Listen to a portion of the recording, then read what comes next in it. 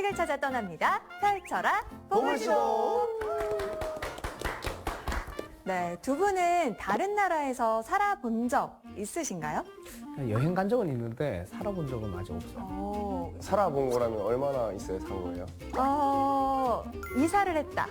짐을 없죠. 붙였다. 짐은 붙였죠. 그래요? 캐리어에. 캐리어 가지고는 안 되죠. 만약에 내가 다른 나라에 살 수 있다면 두 분은 어느 나라에서 좀 정착해보고 싶어요? 저는 음식이 맛있는 곳. 어딘데요? 모르죠. 안 가봤습니다. 연락한가요? 안 가봤으니까. 야, 정말 획기적인 답이다. 네, 음식. 모르죠, 안 안 가봤으니까. 가봤는데 어떻게 알아? 정답. 네. 되지 좋지. 네. 건쌤은요? 저는 사실 이제 버스킹 하면서 몇 나라들을 가봤는데 그 중에 이제 저는 호주, 오스트레일리아에서 너무 이제 즐거운 추억들이 많아서 거기 살기 좋지 않을까 생각을 좀 해봤습니다. 호주가 또 한번 살아보고 싶은 나라다. 물 좋고 공기 좋고. 알겠습니다. 우리 또 건쌤이 호주로 멀리 날아가면 보물지도 호주편도 한번 해야죠. 너무 재밌겠는데 제작진들이 힘들겠다. 그런 날이 올 수 있을지도 모르겠습니다만. 네. 이 물음에 저마다 떠오르는 나라들이 있으실 것 같은데요. 오늘 모실 선장님께서는 어렸을 때부터 이탈리아에서 사는 걸 꿈꿨고 그 꿈을 이루셨다고 합니다. 오늘 그 이야기에 대해서 한번 들어보도록 할 텐데요. 모셔볼게요. 선장님 나와주세요. 안녕하세요.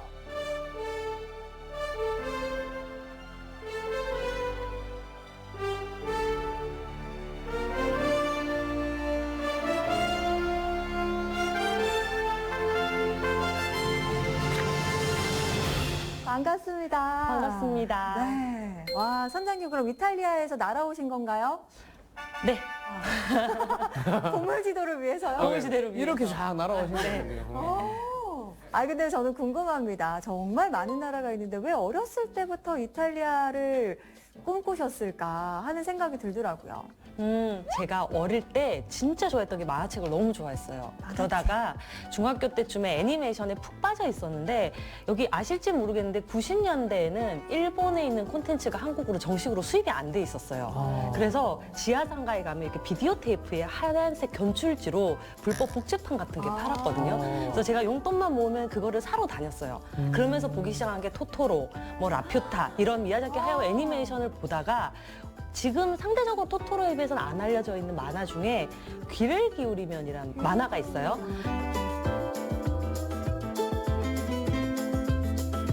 근데 그 만화의 주인공이 크레모나라고 하는 이탈리아의 한 마을에 바이올린을 만드는 걸 배우러 떠나는 장면이 나오는데 그 만화에는 그 도시의 풍경이 안 나와요.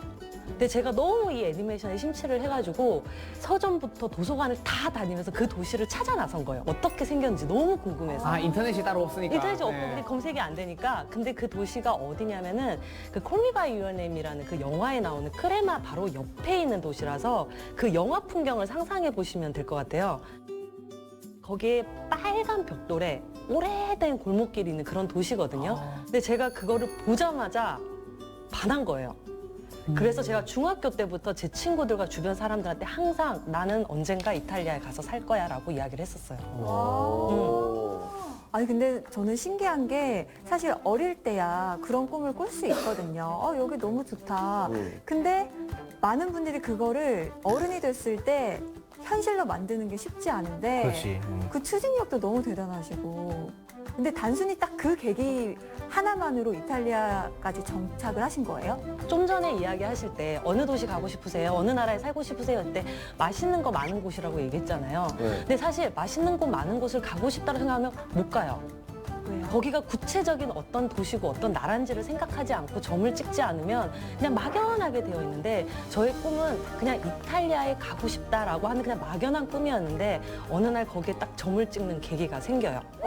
실제적으로는 제 삶의 한 모험에 대한 얘기고요. 이 모험의 끝에서 제가 깨닫는 건 빠르게 멀리 가는 게 중요한 게 아니라 중요한 건 아름답게 나는 것이다 라는 걸로 깨달음으로 가는 과정이에요. 근데 이게 하루아침에 제가 깨달은 게 아니라 이걸 깨닫기까지의 과정이 19년이 걸려요.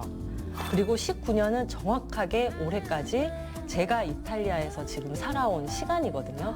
그래서 이탈리아 도착해서 지금 두 아이와 함께 이탈리아에 살아가고 있는 이 19년 동안 제가 이 깨달음을 얻기까지의 과정들을 여러분들에게 들려드릴 수 있을 것 같아요.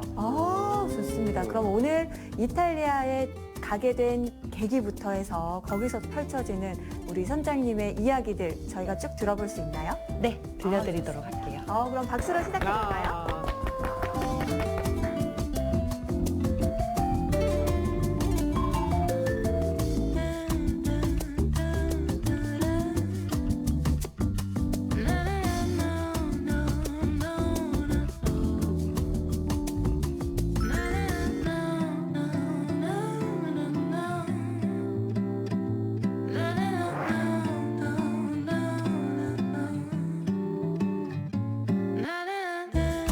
대학교 초창기 때 제가 아르바이트를 했어요.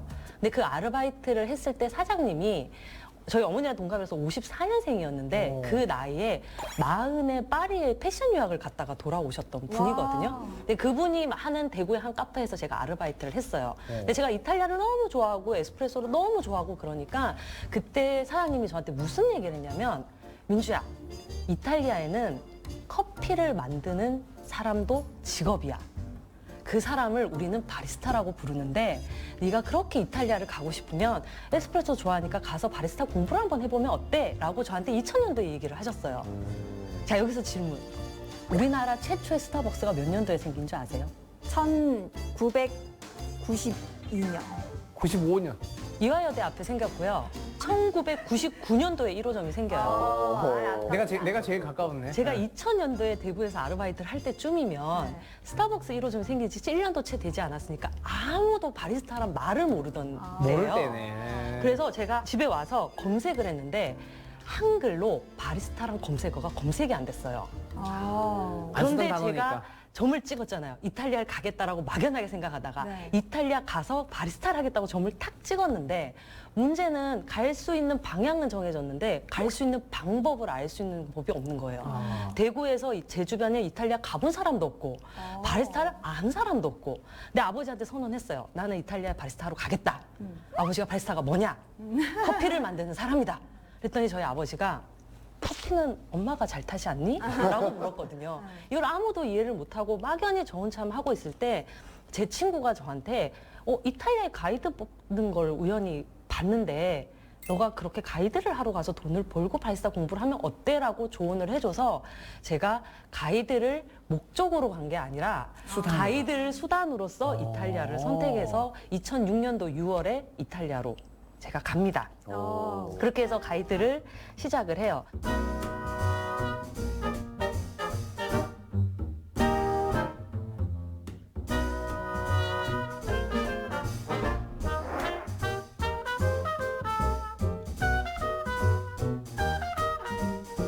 제가 2006년도부터 가이드를 시작했는데 세상의 모든 직업을 알 수는 없잖아요. 그래서 저는 그냥 바리스타를 아니까 이렇게 생각을 했는데 가이드를 해보니까 제가 몰랐던 것뿐이지 제가 되게 잘하는 일이었던 거예요. 가이드라는 직업이 저한테 되게 잘 맞아서 너무너무 즐거웠어요. 그래서 7년이라는 시간 동안 진짜 신나게 가이드를 했거든요. 수단으로 생각한 걸 꽤 오래 네, 하셨네요. 정말 이거 하다가 바티칸 방문해서 까무러쳐도 좋겠다 싶을 만큼 너무너무 좋았어요. 그리고 여기서 만났던 저희 사수 선배님과 결혼까지 하게 되고 처음에는 한 5년 돈 벌고 바리스타 해야지라고 생각한 게 이제 7년이 되고 아이까지 생기는 상황에서 2013년도가 돼서 제가 임신을 하게 되면서 이 7년간의 가이드 일을 멈추게 됐는데요. 여기 지금 직장 몇 년 차이신지는 잘 모르겠지만 일하시는 게 저는 보통 한 딱 10년 차입니다. 3년 차, 7년 차 때 위기가 오거든요. 뭔가 한번 그만두고 싶다던가 뭔가 다른 걸 해보고 싶다던가 신경의 변화가 생겼는데 요때 제가 임신했을 때가 좀 그만하고 싶다. 매너리즘에 좀 빠지고 일도 좀 재밌는 것도 사그라들고 했던 상황에 임신해서 되게 행복하다고 생각했어요. 근데 그게 가능했던 이유는 전 다시 복귀할 수 있을 줄 알았거든요. 가이드 일에. 네. 근데 지금이랑 좀 다른데요. 현재 여행 시장의 트렌드는 긴 투어를 좋아하지 않아요.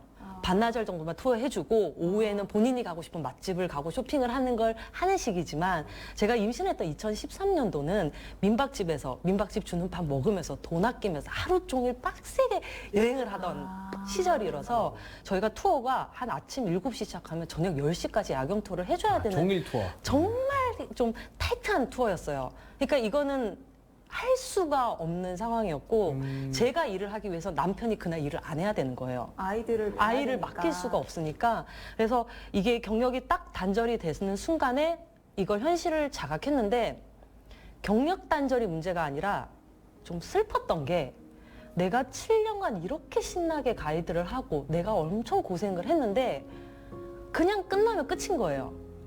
그리고 7년 동안 회사가 성장하면서 교육 시스템이 만들어지니까 저는 정말 어렵게 배운 이 투어가 와서 한 달 견습하면 바로 투입이 되는 상황이 됐기 속성이 때문에 가능한, 예. 회사에서 굳이 저를 부를 이유도 없는 상황이 된 거예요.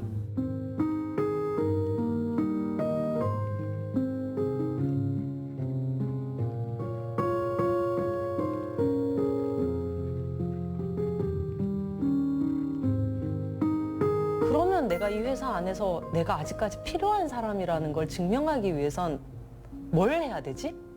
라고 계속 고민을 했어요. 그래서 제가 발견한 게 있습니다. 오. 뭐였을 것 같아요? 댄스. 신생 회사를 세운다. 그럼 배신한다. 배신한다. 회사를 배신한다. 등지고. 노하우를 쏙 배운다. 노래를 하거나. 가이드 중에 아무도 임신과 육아를 경험해 본 사람이 없어요. 이탈리아 안에서.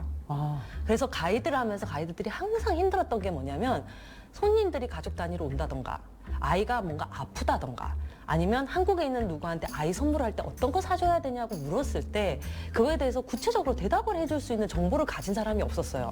그리고 2013년도 이때는 블로그에 그게 막 다양하게 있을 때도 아니고 유튜브가 활성화돼 있지도 않으니까 이 정보가 너무 없었거든요. 근데 제가 임신해서 아이를 낳고 애가 아플 때 병원을 가고 애한테 필요한 걸 사다 보니까 이런 정보가 필요하겠다라는 생각이 들어서 제가 이때 블로그를 시작합니다. 그리고 이런 정보성 글들을 올리기 시작을 하고 회사 게시판에다가도 같이 올렸어요. 그래서 이 회사 안에서 제 김민주는 찐 정보를 아는 애야 라고 인식이 되기 시작하면서 가족들만 오면 저한테 전화가 오는 거예요. 이거 어떻게 해야 되냐. 그리고 아이들과 같이 가기 좋은 곳, 아이들과 같이 가면 좋을 식당 이런 정보들을 제가 모아서 이걸 올리기 시작을 했어요. 그러다가 이렇게 블로그 생활을 하다가 아이가 3살이 됐어요. 지금 저 중간에 있는 애가 이한이거든요. 네. 이한이가 지금 등을 쥐고 하늘을 보고 있는데 이유가 아토피가 너무 심했어요. 이탈리아에서요? 이탈리아 내에서. 그래서 지금 목에 너무 긁어서 지금 거즈를 목에 묶어놓은 거예요. 긁지 말라고. 너무 심한데 이탈리아 내에서 아토피에 대한 정보가 너무 없는 거예요. 그래서 제가 블로그에 이 시점에 글이 좀 변해요. 정보성 글이 아니라 힘들어 못 살겠다 수준의 내 힘듦을 토로하는 글들을 올리기 시작을 하고 그리고 또 하나의 문제가 한 개 더 발생해요. 제가 아무리 한국말을 해도 아이가 대답을 이태리 말로 하기 시작하는 거예요. 어린이집을 다니면서. 그렇겠다. 주어진 환경이. 네, 환경이. 그래서 너무 무서운 게 나는 여기서 잘한 사람도 아니고 원어민도 아닌데 그러면 일정 어떤 나이가 탁 되면 나랑 이 아이의 대화는 어떻게 되지? 이런 생각이 좀 무섭더라고요.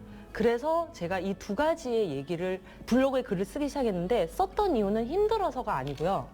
제가 검색을 해봤는데 아무도 여기에 대한 글을 적어놓은 사람이 없어요. 그래서 제가 느끼기에 앞으로는 국제 커플이 아니라 한국 부부가 외국 나가서 아이를 낳고 기르는 일들이 훨씬 더 많아질 텐데 그렇죠. 그 사람들이 나 같은 일을 겪게 됐을 때 내 글을 통해서 조금 도움이 됐으면 좋겠다라는 마음으로 블로그에 글을 쓰기 시작하면서 점점 댓글이 많아지기 시작하는 거예요. 그렇겠네. 필요했다, 이런 글 써줘서 고맙다.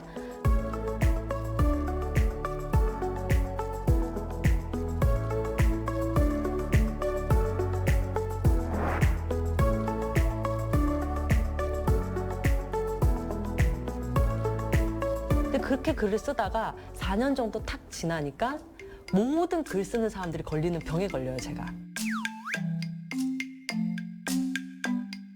책을 내고 싶으시고. 맞아요. 네. 책 내고 싶다 병에 제가 걸린 네. 거예요. 그리고 댓글이 막 달리니까 내 글 좀 이젠 팔리면 막 베스트셀러 오를 것 같다는 생각이 들어서 제가 한 200군데인가 300군데 투고를 시작합니다. 기획을 적었어요. 왜냐하면 이 당시에 육아서가 뭐가 있었냐면 프랑스식 육아, 뭐 덴마크식 육아. 그래서 한국 사람이 쓴 게 아니라 외국에서 쓴 책을 마치 선진 교육법인 것처럼 쓰는 육아서들이 대부분이었거든요. 근데 이게 해외에서 이제 앞으로 다문화나 아니면 국제 커플들도 많아지고 해외에 사는 사람들도 많아지면 이게 경쟁력이 있겠는 거예요. 제가 생각하기에. 그래서 기획안을 써서 막 뿌렸는데 정말 단 한 군데도 답이 안 오는 거예요. 야. 아직 수요를 생각을 못 했던 거죠. 그래서 제가 그러면 가장 정확한 방법은 업계 사람한테 물어보는 거잖아요. 그래서 지인 중에 출판 쪽 관련된 사람을 찾아내서 물어봤어요. 네. 책 내려면 어떻게 해야 되냐. 그랬더니 그분이 저한테 딱 한마디를 해줘요. 너 안 유명하잖아. 아. 너가 생각하기엔 블로그에 사람들이 많이 읽는 것 같지만 그 숫자가 시장에선 많은 숫자가 아니야. 아. 그래서 너를 절대로 사람들이 책을 내주지 않아. 근데 책을 낼 수 있는 방법이 없는 건 아니야. 딱 하나 있어. 책을 한 권을 다 써서 투고해야 돼. 아. 그래서 이게 전체 원고가 다 있으면 읽어보고 이거가 내기까지가 기간이 짧기 때문에 무조건 이게 된다 싶으면 책이 나올 수 있다는 거예요. 아, 이미 완성작을 완성작을 만들어 놓고. 만들어 놓으면. 그리고 2017년도에 다음에서 플랫폼을 하나 만들어요. 브런치라고 하는 작가들을 위한 글 쓰는 플랫폼이 나온 거예요. 브런치는 지금도 많이 쓰잖아요. 네. 근데 제가 완전 초창기 때 여기다 작가 신청을 하고 넣어서 오늘부터 매주 수요일 저는 로마에서 남매 키우기라는 제목으로 글을 연재합니다. 라고 선언을 합니다. 아무도 저한테 의뢰하지 않았고 아무도 저에게 마감을 걸지 않았지만 제가 의뢰하고 제가 글을 쓰고 제가 탈거하고 제가 마감을 독촉하는 역할을 다 하면서 매주 수요일 글을 쓰기 시작을 했고 2019년도 저한테 메일이 하나 옵니다. 계약합시다. 한 출판사에서 연락이 왔고요. 이미 저한테 계약하자고 연락이 왔을 땐 목차부터 기획까지 다 끝내고 저한테 왔었어요. 왜냐하면 브런치에 이미 글이 다 있었기 때문에. 그리고 틀을 저는 갖춰놨다는 거죠. 네, 사인을 하고 몇 달 뒤에 저는 책이 나옵니다.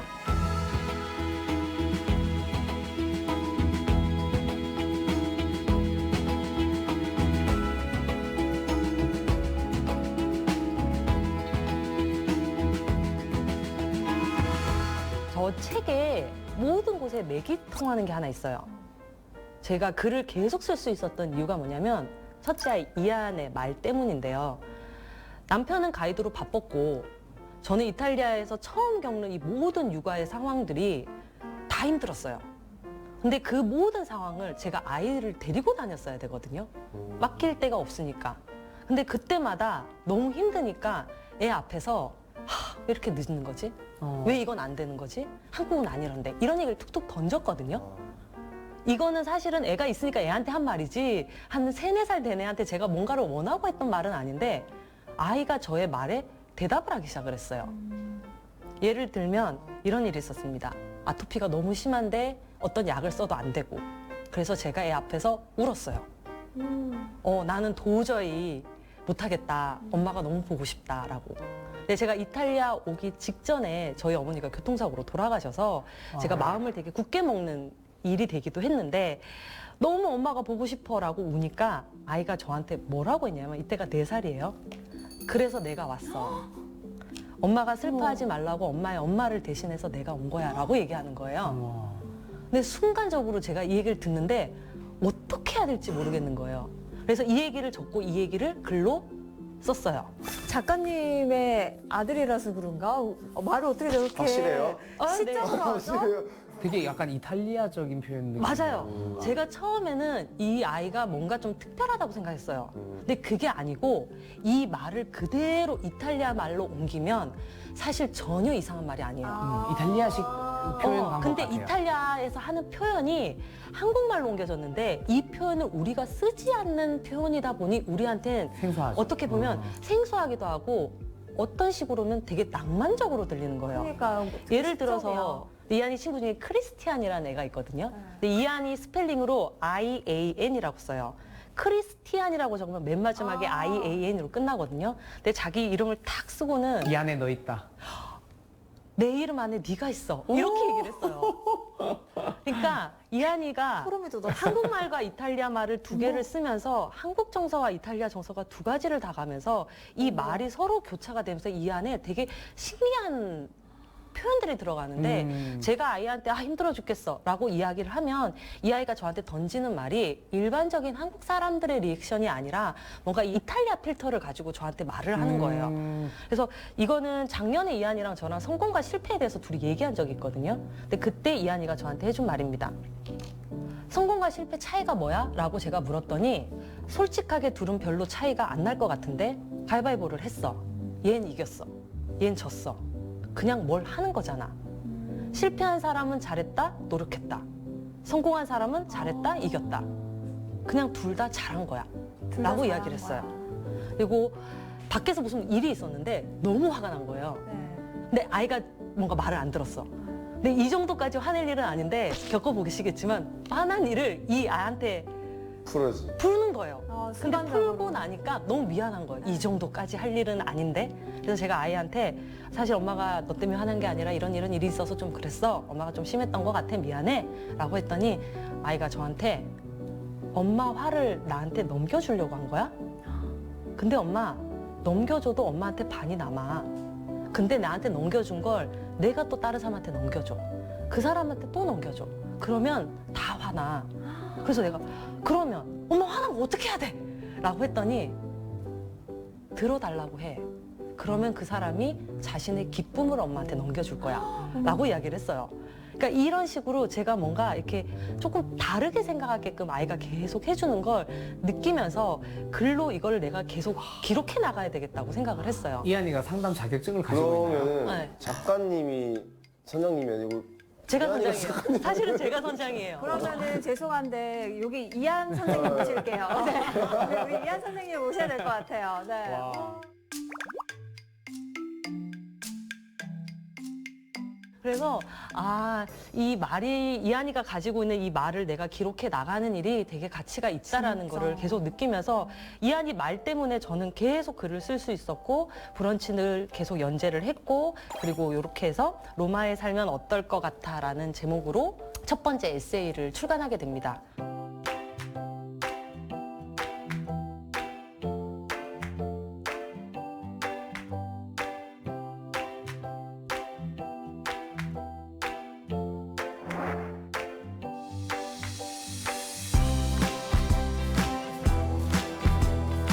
궁금한 게 있습니다. 네, 말씀해 주세요. 그러면은 저 이제 이한이의 말들이 워낙 아름다워서 이걸 남기기 시작하신 거잖아요. 네. 그럼 저 책을 이제 만들려면 뭐 마감을 하고 해야 되니까 네. 나중에는 이한이에게 압박을 가하셨나요? 말해봐 이렇게 하면서 압박을 가하시진 아니 않으셨나요? 황금알을 낳는 거위도 아니고 찌른다고 몇 나와요. 장이 모자라 뭐 이러면서. 근데 압박을 당하는 정도는 아닌데 네. 저희 집 앞에 바가 하나 있어요. 네.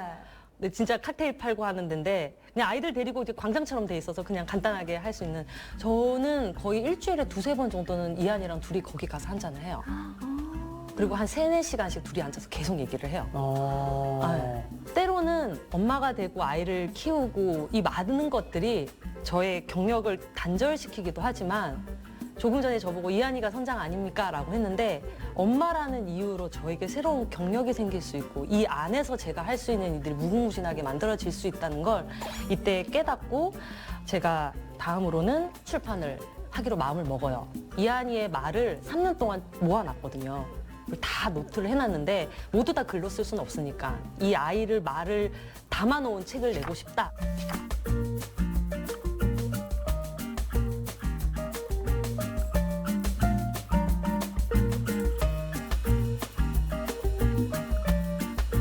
아마 지금 이거를 제가 내면 괜찮을 것 같아요. 숏폼이 유행이니까. 근데 2020년도만 해도 이렇게 짧은 글귀의 책들이 출간될 때가 아니라서 이건 아예 그냥 제가 책을 만들었어요. 오. 그래서 이한이와 이도 저 두 명을 다 작가로 올리고 책을 해서 이 책을 파는데 책을 팔아보고 알았습니다. 여기 이렇게 많은 책들이 있지만 책은 정말 돈이 안 되는구나. 그래서 이걸 한 번에 한 권씩 파는 건 돈이 안 되니 이걸 책방에다 한번 입고를 시켜보자. 라고 해서 입고를 시키는데 아무리 입고를 시켜도 답이 안 오는 거예요. 그때 한 인스타 지인분이 저한테 DM을 보내요. 여기 책방에다 입고 문의를 해봐라. 근데 듣도 보도 못한 책방들인 거예요. 들어가 봤더니 구독자가 300명. 왜 나한테 이런 곳에다가 책을 입고 하라고 했지? 그분이 저한테 그랬어요. 여기 있는 이 리스트에 있는 책방 주인들이 다 엄마입니다. 그리고 제가 문의를 하니까 입고가 되는 거예요. 오. 그래서 제가 알았어요. 아, 내가 믿고 이 책을 만든 거에 대한 가치는 맞다. 근데 팔리지 않았던 건 안 팔리는 데서 내가 팔고 있어서 그렇구나. 상품은 팔리는 데서 팔아야지 이거는 팔리는구나 라는 걸 깨닫고, 사실 이걸 그냥 아이랑 저랑 추억 때문에 만든 책이지만 이 당시에 이게 저한테는 좀 콘텐츠나 마케팅을 보는 시야를 좀 바꿨던 계기 중에 하나예요.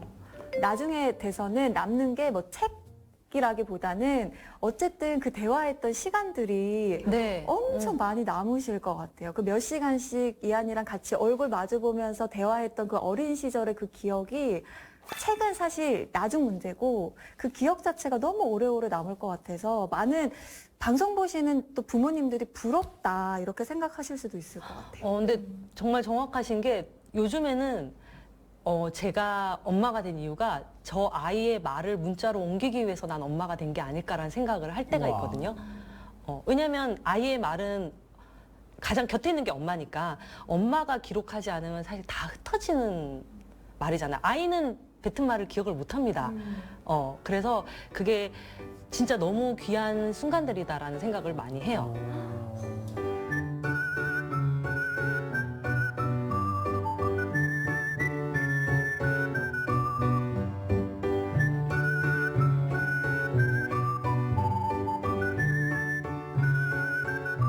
그리고 여기까지가 낭만적인 얘기고요. 네. 이제 되게 급변합니다. 여기에 딱 그 왜요? 10년 정도의 시간이 흐른 건데, 딱 좋은데 지금. 아, 여기서 딱 끝내야 되는데. 코로나가 터져요.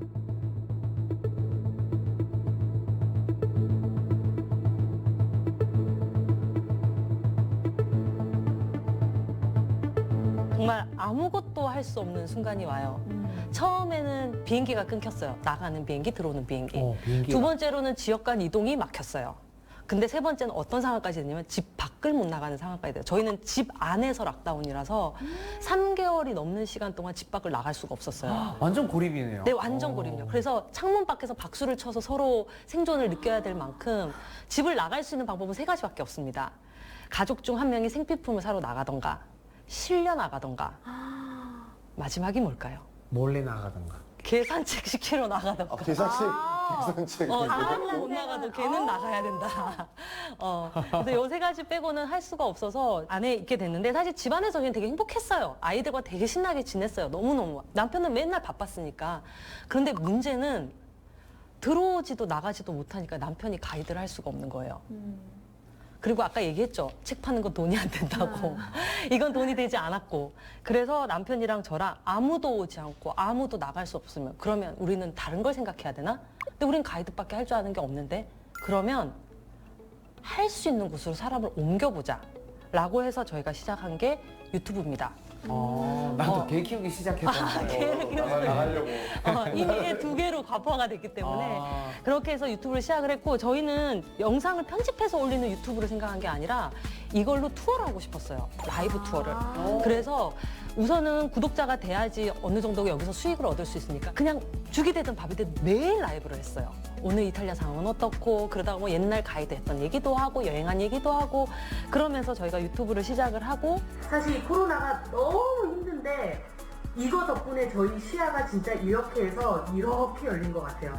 제가 키워보면서 느끼는 게, 한국에서 교육을 한 번도 겪어본 적 없으니까 왜 우린 여기 사는가에 대해서 요즘 좀 이해가 좀 안 되는 것 같아요. 이제 밖으로 나갈 수 있는 상황이 됐을 때 남편이 카메라를 들고 나가서 로마를 랜선 투어를 하기 시작을 한 거예요. 와우. 콜로세움은 여기고 여기는 여기고 이렇게 해서 저희가 그걸로 수익을 얻어서 생활을 할 수 있는 상황들이 쭉 이어지기 시작을 했어요.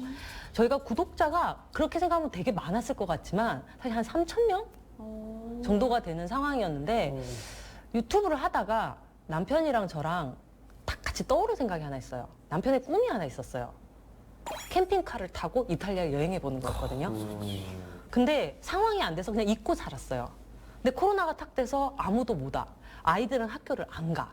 이탈리아 내에는 로마 제국 이래 가장 사람이 없는 상황이 됐어. 그리고 지역 간 이동이 가능해진 첫날 남편이랑 저랑 유튜브에서 번 돈 모아서 캠핑카 떠나자. 그렇게 해서 저희가 떠나면서 아이들한테 해준 얘기가 있어요. 아무것도 할 수 없다는 건 뭐든 해도 된다는 거야. 우린 이제 뭐든 할 거야. 캠핑카 타자. 그래서 이탈리아 최남단을 15박 16일로 저희가 캠핑카 여행을 했고 재밌겠다. 그렇게 끝나고 돌아온 캠핑카 영상을 제가 편집해서 시리즈로 올렸어요. 유튜브에. 근데 조회수가 한 300, 400뷰? 그랬는데 저한테 연락이 온 거예요. 방송국에서. 직업을 소개해주는 프로그램이었는데 그 프로그램에서 저희한테 랜선 투어 가이드 직업을 소개하고 싶다라고 연락이 와서 저희가 방송에 출연을 합니다. 이게 생각보다 반응이 좋아서 2회분으로 나갔어요. 근데 1회분에 저희가 나왔던 방송이 한 15분 정도였나? 근데 15분 방송을 시작하고 딱 끝났더니 3,000명이었던 유튜브가 15분 만에 13,000명이 돼 있는 거예요. 오. 그 15분 동안 구독이 된 거예요. 그리고 이 방송을 한 출판사에서 봅니다. 아버지라면 아실 텐데 학습 만학의 전설 같은 만화가 하나 있어요. 마법천자문이라고. 마법천자문. 그 마법천자문을 만들었던 출판사에서 저한테 연락이 와서 로마 가족을 주제로 이탈리아의 현실적인 일상을 소개하는 학습 만화를 만들고 싶습니다. 라고 해서 저희가 만화책 주인공이 돼서 시리즈 만화가 나온 거예요. 근데 제가 봤을 땐 현실적으로 너무 안 알려진 유튜브인데 그래서 출판사랑 방송국에다 물었어요. 왜 우리를 선택했냐. 그랬더니 다른 유튜브도 많았는데 저희만 유일했대요. 이걸 왜 시작했는지 영상을 올린 사람이 저희가 유일했대요. 이걸 왜 했고 이걸 어떻게 했고 그리고 4명 다 가족들 캐릭터가 나와 있어서 이거를 콘텐츠로 뽑기에는 너무 좋은 거가 있었고 저희가 몇 년 동안 쌓여져 있는 게 있다 보니까 만들기가 좋았다라고 하더라고요. 캐릭터 그리고 엄마, 아빠, 네, 이안, 맞아요. 이도 이렇게 네 성격도 나오고 그때 제가 크게 깨닫습니다. 이전까지는 막 어그로도 끌고 싶고 썸네일도 자극적으로 뽑고 내용도 막 뽑고 싶었는데 중요한 건 구독자 수, 조회수가 아니다. 30명이 봐도 그 안에 방송국 PD가 있으면 다른 문제인 거고 구독자가 3명이라도 그 3명 중에 1명이 출판사 관계자면 이거는 다른 얘기다. 그러면 결국은 내가 해야 되는 거는 많은 거에 노출시키는 게 아니라 내가 무엇을 말하고 싶은지에 대해서 뚜렷하게 보여주는 게 훨씬 더 중요하겠다는 생각을 하면서 제가 로마 가족이라는 컨텐츠에 조금 더 모습들을 완성시켜 나가요.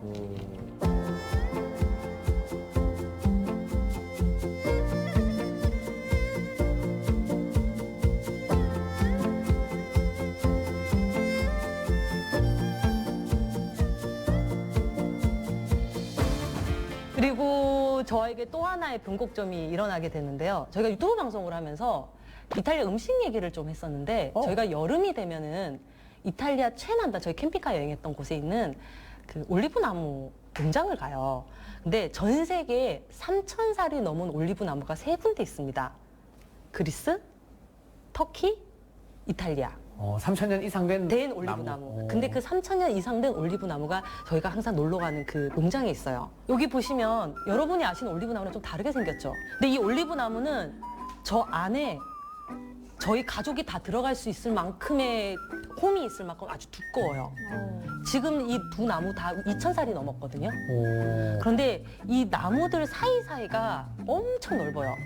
세산타피에디라고 하는데 성인 남자 6발자국 만큼의 거리가 떨어져 있어요. 근데 이 6발자국이 옛날 로마 시대 마찻길 규격이에요. 그리고 지금 현재 도로 규격이라고 생각하시면 돼요. 그런데 이거를 떨어뜨려 놓은 이유는 올리브 나무 하나가 건강하게 자라기 위한 완벽한 거리 조절이에요.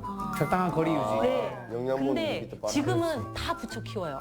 그래야지 더 많이 수확할 할 수가 있으니까. 근데 여기선 이걸 아직도 유지를 하고, 근데 제가 이 농장을 너무너무 좋아하는데 여기서 나온 올리브유가 좀 맛이 특이해요. 무간에서 너무 따끈거려서 뭔가 막 재채기가 나올 정도로 되게 써요. 그리고 보통은 올리브를 수확할 때 기계로 올리브 나무를 잡아요. 그리고 자꾸 흔들거든요. 털죠. 다라라라. 달아. 네. 근데 그렇게 되면 수확을 빨리 할 수 있고 많이 할 수는 있긴 맞는데 나무가 다 상합니다. 근데 여긴 아직도 사람들이 손으로 방망이로 쳐서 올리브를 수확을 해요. 야. 근데 이게 너무 효율성이 떨어지잖아요. 그래서 제가 여기 있는 코라도라는 친구한테 물어봤어요. 여기 농장 주인인데 왜 그렇게 해?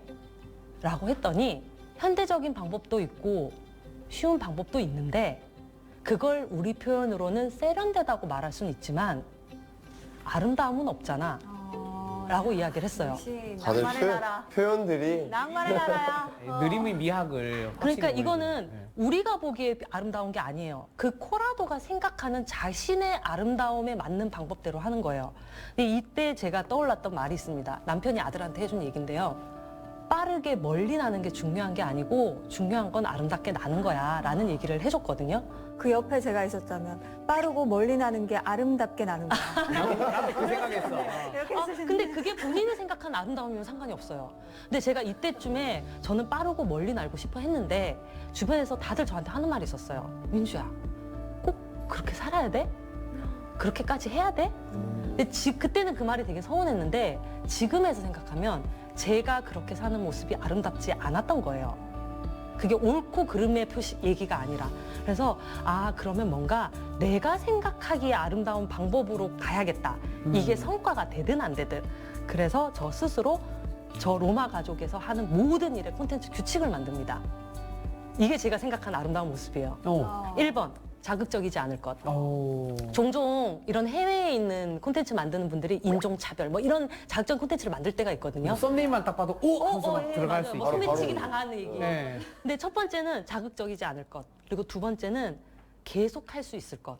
평생. 그리고 세 번째는 질문을 만들었는데 이 질문 모두에 예스라는 답이 나와야 돼요. 그 질문입니다. 첫 번째, 시대상 어쩔 수 없이 내가 쇼폼을 만들어야 된다. 그렇다면 쇼폼을 만들면 1분 분량이라도 이 사람이 하루에 10분 이상을 생각에 잠기게 할 수 있는가. 두 번째, 글과 영상 모두 한 번에 소비되는 게 아니라 하루에 한 번 이상 한 번 더 떠올리게 만들 수 있겠는가. 세 번째, 내가 사랑하는 사람에게 전하고 싶을 만큼의 울림이 있는 이야기인가. 네 번째, 이탈리아가 궁금해질 것인가. 다섯 번째, 이탈리아의 정서, 느림, 여유, 시간을 담고 있는가. 여섯 번째, 중요한 것은 아름답게 나는 것이란 본질과 이어져 있는가. 일곱 번째, 평생에도 재미있겠는가. 저는 제가 만드는 모든 글과 콘텐츠는 이 7개 질문에 예스가 나온 것만 저는 만듭니다. 그리고 이거는 제가 항상 되새기는 문장인데요. 작가 최민석 씨의 베를린 일기라는 에세이에 나오는 글귀입니다. 소중한 날로 이어지는 다리는 필시 평범한 날이라는 돌로 이루어져 있을 것이다. 보잘것없는 돌 하나를 쌓은 밤이다. 필요한 날이다. 저는 이때부터 성과에 대해서 생각을 하지 않고 제가 필요한 돌들을 하나하나 쌓아 나갈 수 있는 여유가 어느 정도 생긴 것 같아요.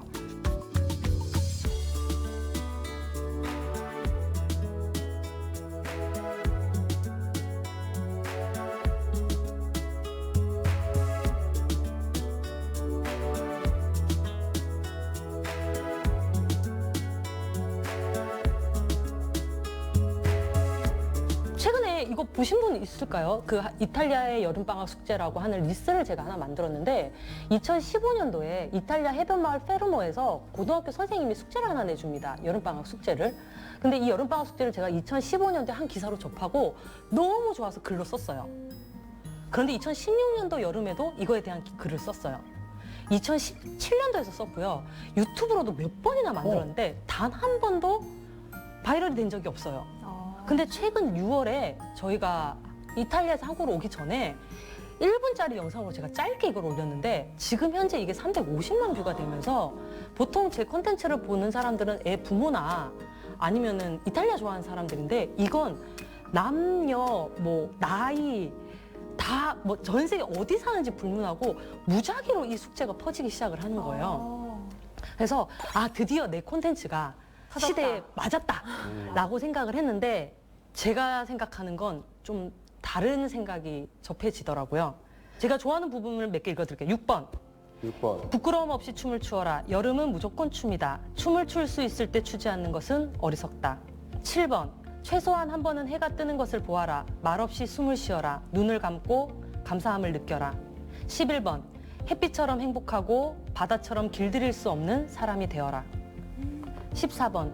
빛나는 햇빛 속이나 뜨거운 여름밤에 내 삶이 어떻게 될 수 있는지, 어떻게 되어야 하는지 꿈꾸어 보아라. 여름에는 포기하지 않기 위해서, 꿈을 쫓기 위해서 내가 할 수 있는 일을 다하라. 15번. 친절해라. 야, 근데 이게 방학 숙제라면 네. 방학 숙제 검사 어떻게 해요? 그건 본인이 알겠죠. 그리고 이 숙제를 해냈으면 제 생각엔 여름 전후로 아이는 달라져 있지 않을까라는 생각이 들어요. 아, 근데 이한이가 이렇게 아름다운 말을 사용하고 낭만적인 아이가 될 수 있었던 데는 이런 배경도 분명 작용했겠다라는 저는 생각이 무조건이라는 생각이 들어요. 그리고 한 번은 제가 아이한테 물었거든요. 너의 재능이 뭐야? 근데 여기 지금 친절이란 말이 나오잖아요. 저희는 친절이란 말에 대해서 가치를 되게 크게 두지 않는 것 같아요. 근데 이한이가 엄마 나의 재능은 친절이야 라고 했어요. 그러면서 누구나 다 할 수 있는 건 재능이 아니잖아. 누구나 다 친절하지 않잖아. 나는 친절하니까 내 재능은 친절이야 라고 대답을 했어요. 그리고 이건 이한이는 이탈리안 초등학교 5년입니다. 그래서 오기 전에 지금 이한이는 초등학교를 졸업하고 왔는데 그 졸업식 날 선생님이 선물로 시를 주셨어요. 그 부분 중에 하나를 읽어드릴게요. 너희의 모든 최선을 응원해.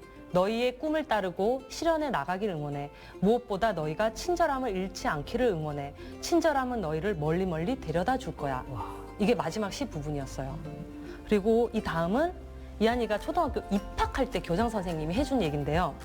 아이들에게서 돌을 만나게 해주셔야 합니다. 오늘의 돌들이 내일은 산이 될 수 있습니다. 아이들은 등반할 준비가 되어 있어야 합니다. 아이들은 스스로 어려움을 대면하고 올바른 질문을 하고 자신에게 맞는 답을 찾는 법을 배운 적이 없습니다. 아이들은 어려움과 함께 머무는 법을 알아야 합니다. 아이들의 자가를 빼앗으면 안 됩니다. 라고 선생님이 얘기를 해주셨어요. 야. 근데 제가 이 얘기를 왜 쭉 하냐면요. 릴스가 아까 전에 10년 만에 막 바이럴이 됐다고 말씀을 드렸잖아요. 저는 이 여름방학 숙제가 2015년도에도 좋은 이야기였고 16년에도 그리고 지금도 이 모든 제가 지금 읽은 선생님 얘기는 다 좋은 이야기라고 생각해요.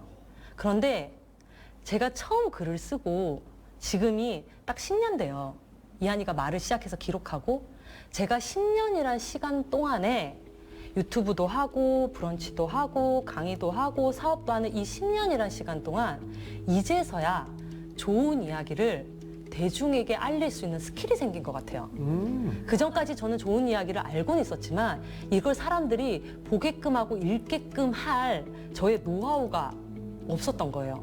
그래서 이거를 쭉 만들어 나갔기 때문에 누군가는 저한테 얘기를 해요. 글도 쓰고 영상도 쓰고 올리브유도 하고 이거 뭐 이렇게 너무 많은 걸 하는 거 아니야? 근데 결국 글도 영상도 올리브유도 전 똑같은 얘기를 하고 있는 거예요.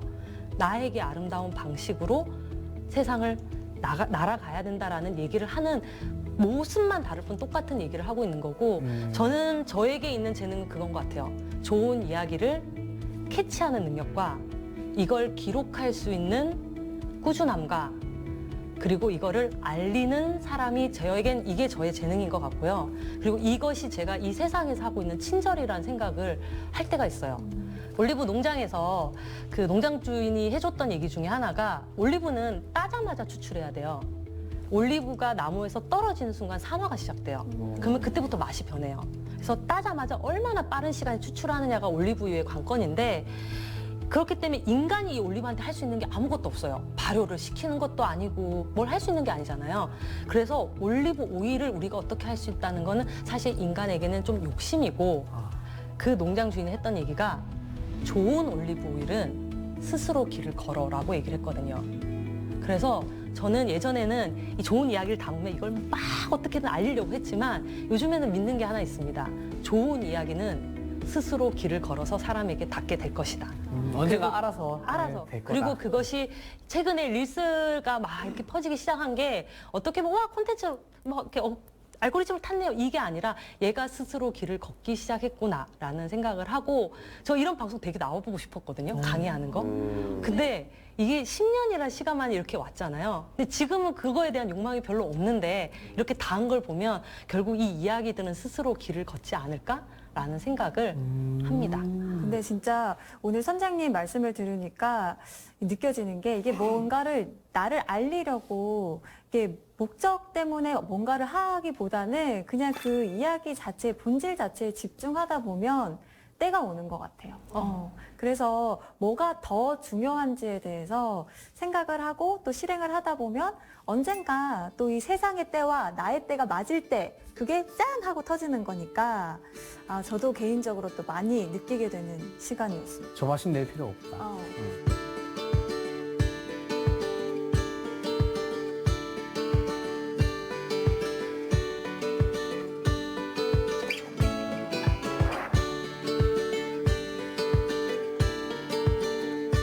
여기서는 이제 아직 아이는 없지만 그리고 보물지도도 또 많은 부모님들이 학부모님들이 많이 보시는 프로그램이거든요.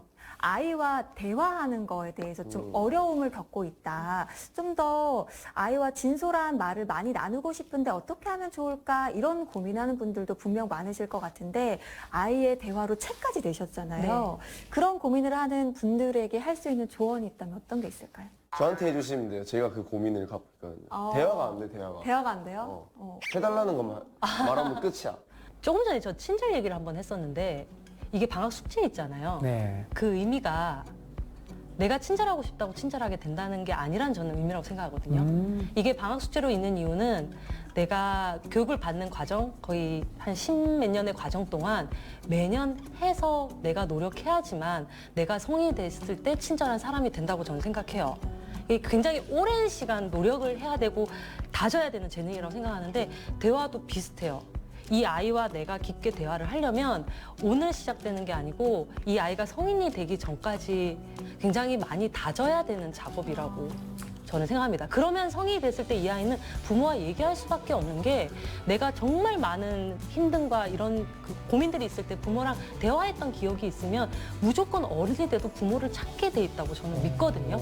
그리고 그게 이탈리아에서는 정말 대화를 많이 해요. 부모와 아이들이. 그렇구나. 그래서 지금도 성인이 돼도 남자들이 부모님한테 하루에 1시간 이상씩은 전화해서 시시콜콜한 얘기들을 되게 많이 하더라고요. 근데 그게 그 민족성이 아니라 제가 봤을 때는 굉장히 오랜 시간 동안 다듬은 그 사람들의 노력이라고 저는 누적된 생각해요. 습관인 거죠. 그리고 가장 큰 건 이 아이가 아이라고 해서 주제를 정하시면 안 돼요. 대화할 땐 그냥 이 아이는 나랑 1대1의 인간 대 인간이라고 생각하셔야 돼요. 저는 죽음부터 돈부터 주제에 아무 상관없이 다 얘기해요. 제한 없이. 아예 제한 없이. 그러면 내가 생각하는 주제에서 죽음은 이런 거지만 이 아이는 이 나이에 생각하는 죽음에 대해서 얘기를 할 수 있으니까 그거는 전 아무 주제를 가리지 않아요. 아니 뭐 저도 말했다시피 애를 둘을 키우고 있는데 어쨌든 그 교육에 대한 거는 항상 이런 얘기가 나오면 궁금한 게 많은데 이탈리아의 교육법과 한국의 교육법의 뭐 차이란 큰 차이점이 있다면 뭐 어떤 게 있을까요? 가장 큰 거는 좀 놀라실 것 같은데 저 고등학교 5년이라고 그랬잖아요. 네. 5년간 반과 선생님이 같아요. 아? 반이 바뀌지 않아요.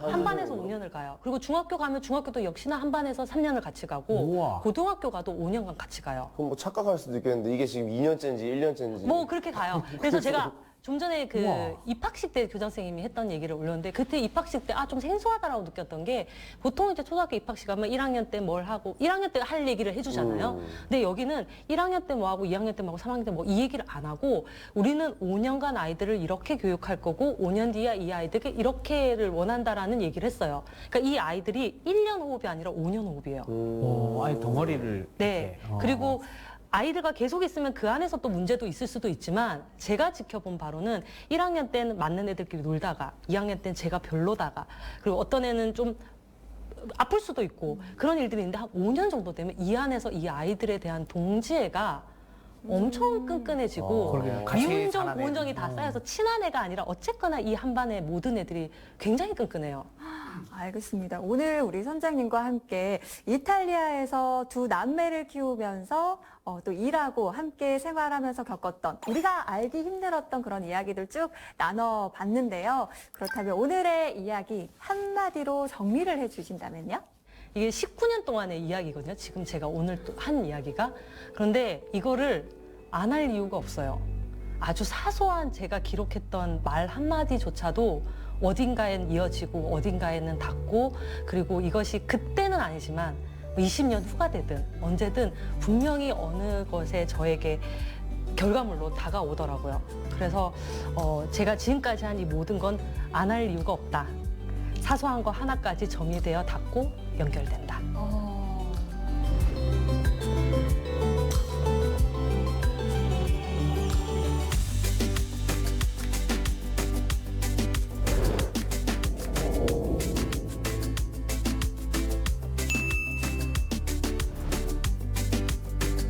그 대학생 시절 바리스타가 되겠다며 떠나셨는데 이탈리아로 지금은 전혀 다른 쪽으로 일을 하고 계시지만은 또 하나 느낀 게 이게 뭘 하든 열심히 하다 보면 내가 생각지도 못했던 길로 인생은 뻗어나가는 것 같아요. 오늘 두 분도 좀 재밌게 진짜 이야기 듣듯이 함께 했잖아요. 어찌됐건 저도 애를 키우는 입장에서 교육적인 얘기가 나오면은 항상 좀 생각이 많아져요. 근데 듣다 보니 제일 좋은 교육은 뭐 학교 공부도 중요하지만은 부모와 아이의 대화가 정말 중요하구나라는 생각을 좀 한 것 같습니다. 아, 사실 처음부터 뭐 미래를 예측하고 가신 것도 아니고 막연하게 처음에 이탈리아 생각했다가 이런 여러 가지 일들이 예측하지 못한다 하더라도 계속 승률 100%인 이유는 그냥 다 막연하게 꾸준히 했다기보다 뭔가 여기서 내가 할 수 있는 거 그런 걸 나만의 분야를 좀 잘 개척하신 것 같아요. 그래서 새로운 분야에서 또 나만의 필드를 만드는 거 이게 정말 좀 중요하다고 한 번 더 생각했습니다. 네. 사실 이런 말이 있습니다. 내가 지금 어디에 있는지보다 내가 지금 어디로 나아가고 있는가가 중요하다. 네, 어느 나라에서 살든 가장 중요한 건 인생의 목표 아닐까 싶습니다. 여러분의 인생 목표는 무엇인가요? 이 질문을 끝으로 오늘 지식하게 마쳐보도록 하겠습니다. 다음 주에도 찾아라 보물지도!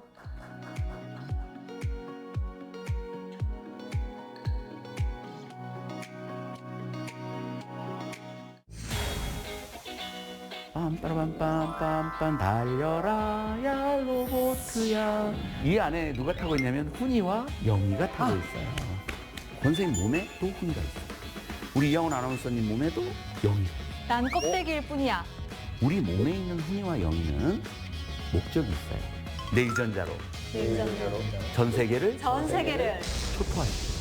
초토화시키겠어. 100년을 살고 저는 쓰러지잖아요. 그러고 나서 우리 아이에게 뭐가 넘어갔죠. 나는 강의역이었네요.